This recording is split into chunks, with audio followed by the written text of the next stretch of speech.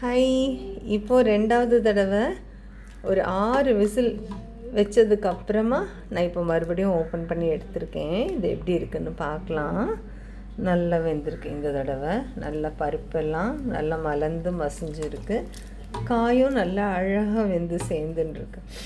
இதுதான் ஆக்சுவலி இது என்ன ஃப்ளேவர் வருது தெரியுமா? நம்ம ஊர்லலாம் சின்ன வயசில் எங்கள் ஊர்லலாம் இந்த வாட்டர் டேங்க்கு கீழே போய் சமைப்போம். இந்த விறகடுப்பு இந்த மண் அடுப்புலாம் மூட்டி சமைப்போம்.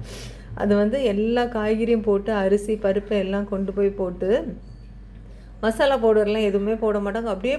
அப்படியே குக் பண்ணுவாங்க. பச்சை மிளகாய் எல்லாம் நறுக்கி போட்டு வெங்காயம் எல்லாம். அது கூட்டாஞ்சோறுன்னு சொல்லுவாங்க. எல்லா காய்கறியும் இருக்கும் அதில். அது பார்த்திங்கன்னா ஒன்றுமே மசாலாலாம் ரொம்ப இருக்காது, ஆனால் அவ்வளோ வாசனையாக இருக்கும். அது பண்ணி முடிஞ்சதுக்கப்புறமா அதில் தாளித்து கொட்டும்போது வெறும்னா கடுகு 2 வெந்தயம் உளுத்தம்பருப்பு காஞ்ச மிளகா கருவேப்பிலை இவ்வளோ தான் தாளித்து கொட்டுவாங்க. கொத்தமல்லி கூட கையில் இருந்தால் தான் போடுவாங்க. இருக்கிறத வச்சு அத்தனை காய்கறி இருக்கும். சாதத்தையும் அதிலே போட்டு கூட்டாஞ்சோறாக பண்ணிடுவாங்க. அதில் அவ்வளோ ஃப்ளேவர் தெரியுமா? அவ்வளோ நியூட்ரிஷன் அவ்வளோ ஃப்ளேவர் அதில் இருக்கும். அது சாப்பிட்டான்னா செமையாக இருக்கும். அதை சாப்பிட்டுட்டு மோர் கரைச்சி கொடுப்பாங்க குடிக்கிறதுக்கு.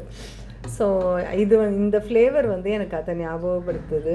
ரொம்ப நல்லாயிருக்கு. இதில் உங்கள் கையில் இருக்கிற வெஜிடபிள் உங்கள் வீட்டில் என்னெல்லாம் இருக்கோ அதெல்லாம் போட்டுக்கலாம். கத்திரிக்காய் சௌ நான் இன்றைக்கி கேரட் போட்டிருக்கேன். இல்லை உருளைக்கிழங்கு இருந்தால் போட்டுக்கலாம், சீனிக்கிழங்கு போட்டுக்கலாம், கொத்தவரங்காய் பீன்ஸு எது வேணாலும் போட்டுக்கலாம்.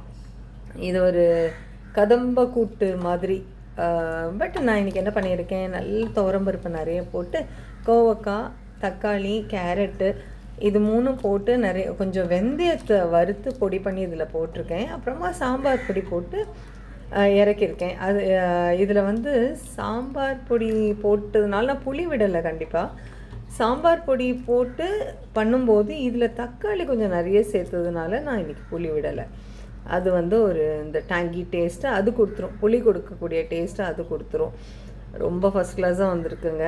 இதை சூடாக சாதத்து கூட இட்லி கூட தோசை கூட தொட்டு சாப்பிட்டிங்கன்னா ஃபஸ்ட் கிளாஸாக இருக்குங்க. ஃபஸ்ட் டைம் குக்கரில் வச்சப்போ நமக்கு பருப்பு சரியாக வேகலை இல்லை. இந்த தடவை செமையாக வந்திருக்கு பாருங்கள்.